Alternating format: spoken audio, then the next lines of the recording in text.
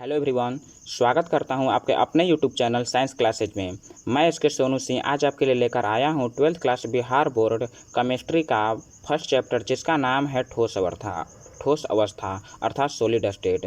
दोस्तों, आज इस पार्ट से रिलेटेड सभी MBBI ऑब्जेक्टिव क्वेश्चन को देखने वाले हैं जो बार बार बिहार बोर्ड परीक्षा में पूछे जाते हैं। वीडियो को स्टार्ट करने से पहले आप लोगों से एक छोटा सा रिक्वेस्ट है, यदि आप मेरे इस चैनल पर पहली बार हैं तो प्लीज़ चैनल को सब्सक्राइब कर लीजिएगा और बेल नोटिफिकेशन को ऑन कर लीजिएगा और अपने दोस्तों के साथ भी शेयर कर दीजिएगा, क्योंकि इसी तरह का इंटरेस्टिंग वीडियो हर रोज़ मैं लाता रहता हूँ। चलिए वीडियो को स्टार्ट करते हैं। और एक और जानकारी दे दूँ कि यदि आप लोगों को इसका PDF चाहिए तो हमारे टेलीग्राम चैनल साइंस क्लासेज में ज्वाइन हो जाइएगा। देखिए, फर्स्ट चैप्टर है जिसका नाम है ठोस अवस्था अर्थात सॉलिड स्टेट। अब चलते हैं ऑब्जेक्टिव क्वेश्चन की ओर। आज का फर्स्ट क्वेश्चन कह रहा है, क्वेश्चन नंबर 1 कह रहा है कि निम्नलिखित में से कौन अक्रिस्टलीय ठोस है, यानी कि जो ऑप्शन दिया है वो कौन है जो कि उसमें से अक्रिस्टलीय ठोस है। तो ऑप्शन दिया, क्या दिया है, तो देखिए, हीरा है या ग्रेफाइट है या कांच है या साधारण नमक है। तो देखिए, ध्यान दीजिए कि कौन अक्रिस्टलीय ठोस, तो कांच जो होता है एक अक्रिस्टलीय ठोस होता है। ऑप्शन नंबर सी करेक्ट हो जाएगा। नेक्स्ट क्वेश्चन की ओर चलते हैं। क्वेश्चन नंबर 2 कह रहा है, क्वेश्चन नंबर 2 है कि मूल क्रिस्टल तंत्रों की संख्या कितनी होती है, यानी कि मूल क्रिस्टल तंत्रों की संख्या जो होती है कितनी होती है, क्या 4 होती है या 7 होती है या 14 होती है या 8 होती है। तो मूल क्रिस्टल तंत्रों की संख्या कितनी होती है, मूल क्रिस्टल तंत्रों की संख्या जो होती है वो 7 होती है। ऑप्शन नंबर बी करेक्ट हो जाएगा। नेक्स्ट क्वेश्चन की ओर चलते हैं। क्वेश्चन नंबर 3 कह रहा है कि NaCl क्रिस्टल की संरचना होती है, यानी कि NaCl क्रिस्टल की संरचना जो होती है किस पर कैसी होती है, क्या वह पिंड केंद्रित होती है या फलक केंद्रित होती है या चतुष्कोणीय होती है या सरल घनाकार होती है। NaCl क्रिस्टल की जो संरचना होती है वो किस प्रकार की होती है, इसका होती है फलक केंद्रित होती है। ऑप्शन नंबर बी करेक्ट हो जाएगा। नेक्स्ट क्वेश्चन की ओर चलते हैं। क्वेश्चन नंबर 4 कह रहा है, क्वेश्चन नंबर 4 है, इनमें से कौन सा गुण अक्रिस्टलीय ठोस पदार्थ का नहीं है, यानी कि जो चारों ऑप्शन जो दिया है इसमें से कौन जो गुण है जो कि क्रिस्टलीय ठोस पदार्थ का नहीं है।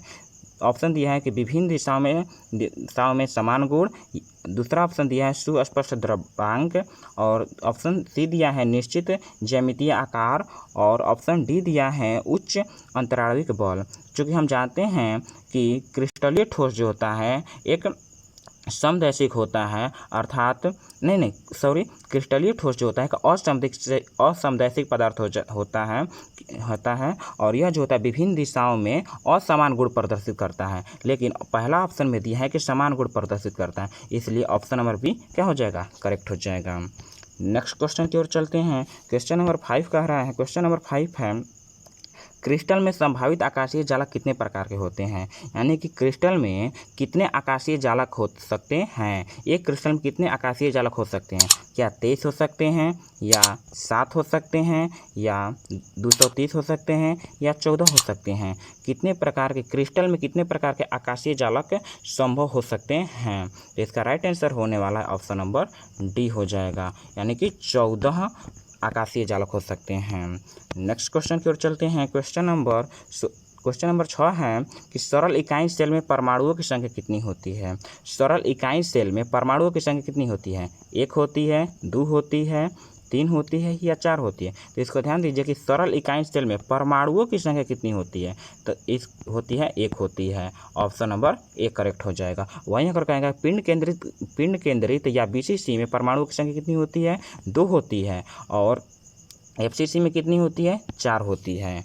नेक्स्ट क्वेश्चन की ओर चलते हैं। क्वेश्चन नंबर 7 कह रहा है, क्वेश्चन नंबर 7 है, क्या कह रहा है क्वेश्चन नंबर 7 कि पिंड केंद्रित घनाकार इकाई सेल अर्थात BCC में परमाणुओं की संख्या। देखिए, ये क्वेश्चन आ भी गया कि कितनी होती है पिंड केंद्रित सेल अर्थात BCC में परमाणुओं की संख्या कितनी होती है। तो इसका देखिए ऑप्शन दिया है कितनी होती है, क्या 4 होती है, 2 होती है, 8 होती है या 9 होती है। तो कितना होता है, BCC में परमाणुओं की संख्या अभी हम ऊपर कितना बताए हैं, तो इसका राइट आंसर होने वाला है ऑप्शन नंबर बी, यानी कि 2 होती है। नेक्स्ट क्वेश्चन की ओर चलते हैं। क्वेश्चन नंबर 8 कह रहा है, क्वेश्चन नंबर 8 है हैं कि देखिए कि एफसीसी कह रहा है कि एफसीसी एक जालक में कितने परमाणु होते हैं, यानी कि एफसीसी एक जालक में कितने परमाणु हो सकते हैं, यानी इसमें भी एफसीसी जालक में भी वह परमाणु की संख्या ही पूछ रहा है ये क्वेश्चन। तो कितनी होती है, 1 होती है, 2 होती है, 3 होती है या 4 होती है। कितनी होती है, अभी हम ऊपर बताए हैं जस्ट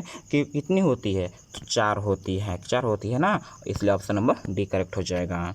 नेक्स्ट क्वेश्चन की ओर चलते हैं। क्वेश्चन नंबर 9 कह रहा है कि शॉटकी दोष के कारण ठोस का घनत्व क्या हो जाता है, यानी कि शॉटकी दोष के कारण ठोस का घनत्व क्या हो जाता है, क्या वह बढ़ जाता है या घट जाता है या शून्य हो जाता है या इनमें से कोई नहीं। तो इसको ध्यान दीजिए क्वेश्चन को कि शॉटकी दोष के कारण जो होता है ठोस का घनत्व जो होता है वो घट जाता है। ऑप्शन नंबर बी करेक्ट हो जाएगा। नेक्स्ट क्वेश्चन की ओर चलते हैं। आशा करता हूँ कि यह सभी क्वेश्चन आप लोगों को समझ में आ रहा होगा, और यदि यह क्वेश्चन सभी आप लोगों का पीडीएफ समझ में आए तो प्लीज़ चैनल को सब्सक्राइब कर लीजिएगा और अपने दोस्तों के साथ भी शेयर कर दीजिएगा। क्वेश्चन नंबर 10 है कि फ्रेंकल तथा शॉटकी दोष होते हैं, यानी कि फ्रेंकल और शॉटकी दोष जो होते हैं किस दोष के अंतर्गत आते हैं, क्या वह नाभिकीय दोष के अंतर्गत आते हैं या क्रिस्टल दोष के अंतर्गत आते हैं या परमाणु दोष के अंतर्गत या अणु दोष के अंतर्गत आते हैं। किस दोष के अंतर्गत आते हैं फ्रेंकल तथा शॉटकी दोष, तो यह फ्रेंकल और शॉटकी दोष जो होता है किस दोष के अंतर्गत आते हैं, परमाणु दोष के अंतर्गत आते हैं। ऑप्शन नंबर सी करेक्ट हो जाएगा। नेक्स्ट क्वेश्चन की ओर चलते हैं। क्वेश्चन नंबर 11 कह रहा है कि बीसीसी एकक सेल की संकुलन क्षमता कितनी होती है, यानी बीसीसी एकक सेल की जो संकुलन क्षमता होती है वो कितनी होती है, तो क्या 58% होती है, 68% होती है या 78% होती है या 88% होती है। कितनी होती है, तो बीसीसी इकाई सेल में संकुलन क्षमता जो होती है वो होती है 68% होती है, अर्थात ऑप्शन नंबर बी करेक्ट हो जाएगा। नेक्स्ट क्वेश्चन की ओर चलते हैं। क्वेश्चन नंबर 12 कह रहा है, क्वेश्चन नंबर 12 है कि एफसीसी एकक सेल की संकुलन क्षमता कितनी रहती है। देखिए बीसीसी का हो गया था 68 और सरल घनाकार इकाई सेल का होता है 52 और एफसीसी का जो हो जाता है वो होता है 74% होता है, 74% होता है। ऑप्शन नंबर सी करेक्ट हो जाएगा। नेक्स्ट क्वेश्चन की ओर चलते हैं। क्वेश्चन नंबर 13 कह रहा है, क्वेश्चन नंबर 13 है कि एक बोर मैग्नेट बराबर होता है, यानी कि एक बोर मैग्नेट जो होता है किसके बराबर होता है, क्या वह 9.27 × 10⁻⁻24 cm² के बराबर होता है या 1.27 × 10⁻23 cm² के बराबर होता है या 9.27 × 10⁻23 cm² के बराबर होता है या इनमें से कोई नहीं। यानी कि बोर मैग्नेट का मान जो होता है कितना होता है, तो हम जानते हैं कितना होता है तो 9.27 × 10⁻24 am² होता है, इसलिए ऑप्शन नंबर ए करेक्ट हो जाएगा। ऑप्शन नंबर ए। नेक्स्ट क्वेश्चन की ओर चलते हैं।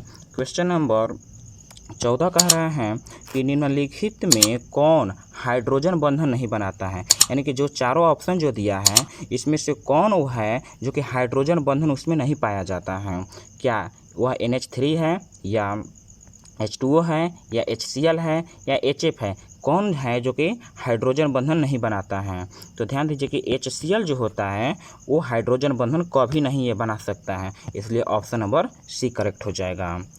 नेक्स्ट क्वेश्चन की ओर चलते हैं। क्वेश्चन नंबर 15 कह रहा है, क्वेश्चन नंबर 15 है जर्मेनियम अर्धचालक के साथ उपस्थित आर्सेनिक, यानी कि कह रहा है इस क्वेश्चन का कहने का अर्थ हुआ कि जब जर्मेनियम अर्धचालक में आर्सेनिक की मात्रा मिलाई जाती है तो उस क्रिया को क्या कहते हैं, क्या उस क्रिया को हम ऑक्सीकारक कहते हैं या अवकारक कहते हैं या डोपेंट कहते हैं, इनमें से कोई नहीं। तो जब हम जर्मेनियम अर्धचालक में आर्सेनिक की मात्रा मिलाई जाती है तो उस क्रिया को हम डोपेंट कहते हैं। ऑप्शन नंबर सी करेक्ट हो जाएगा। और डोपेंट को हम डोपिंग भी कहते हैं, डोपिंग भी हम इसको कहते हैं। नेक्स्ट क्वेश्चन की ओर चलते हैं। क्वेश्चन नंबर 16 है। क्वेश्चन नंबर 16 कह रहा है ट्रांजिस्टर सेटों के निर्माण में प्रयुक्त होने वाला तत्व है, यानी कि ट्रांजिस्टर सेटों के निर्माण में किस तत्व का प्रयोग किया जाता है, क्या एल्युमिनियम का प्रयोग किया जाता है या सिलिकॉन का किया जाता है या कॉपर का किया जाता है या जिंक का किया जाता है, किसका उपयोग जो होता है ट्रांजिस्टर सेटों के निर्माण में किया जाता है। तो इसका राइट आंसर होने वाला है ऑप्शन नंबर बी करेक्ट हो जाए, यानी कि सिलिकॉन का उपयोग किया जाता है ट्रांजिस्टर सेटों के निर्माण में। नेक्स्ट क्वेश्चन देखते हैं। क्वेश्चन नंबर 17 कह रहा है हीरे का क्रिस्टल उदाहरण है, यानी कि हीरे का जो क्रिस्टल होता है वो किसका उदाहरण है, क्या हीरा जो होता है एक आयनिक जालक होता है या धात्विक जालक है या सहसंयोजक जालक है या आणविक जालक है, तो क्या है, तो हीरा जो होता है एक सहसंयोजक जालक होता है। ऑप्शन नंबर सी करेक्ट हो जाएगा। नेक्स्ट क्वेश्चन की ओर चलते हैं। क्वेश्चन नंबर 18 कह रहा है, क्वेश्चन नंबर 18 है, कांच होता है यानी कांच जो होता है किस प्रकार का एक पदार्थ है? क्या वह है एक सूक्ष्म क्रिस्टलीय पदार्थ है, या अतिशीतित द्रव है, या जेल है, या समाकृतिक मिश्रण है? तो कांच जो होता है एक अतिशीतित द्रव होता है। ऑप्शन नंबर बी करेक्ट हो जाएगा। और ये देखिए कांच जो ये दिया है क्वेश्चन ना, तो कांच देखिए ये क्वेश्चन जो है ये 2 नंबर में भी पूछता है ये क्वेश्चन को कि कांच को अतिशीतित द्रव क्यों कहा जाता है। इसको आप लोग ध्यान से पढ़ लीजिएगा। क्वेश्चन नंबर 19 है कि घनाकार क्रिस्टल में प्रवेश जालकों की संख्या कितनी होती है? यानी कि कुल प्रवेश जालकों की संख्या हम पढ़े ऊपर कितनी होती है? 14 होती है। तो उसमें घनाकार कितने होते हैं? घनाकार क्रिस्टल कितने होते हैं?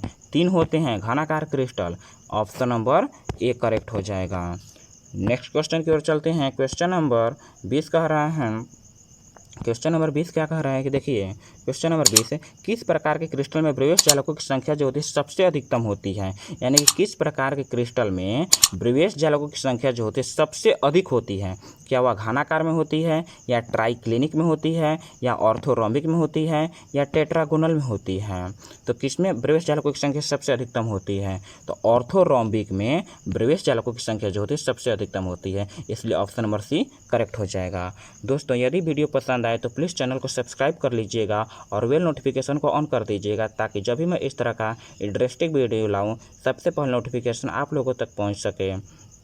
और यदि इसका आप लोगों को पीडीएफ चाहिए तो हमारे टेलीग्राम चैनल साइंस क्लासेज में ज्वाइन हो जाइएगा। और देखिए आप लोगों के पढ़ने में कोई बाधा ना पहुँचे, इसके लिए मैं यहाँ पर सब आंसर की भी दे दिया हूँ, ताकि आप लोग आसानी से भी पढ़ सकते हैं। आज के लिए इतना ही, मिलते हैं अगले वीडियो में।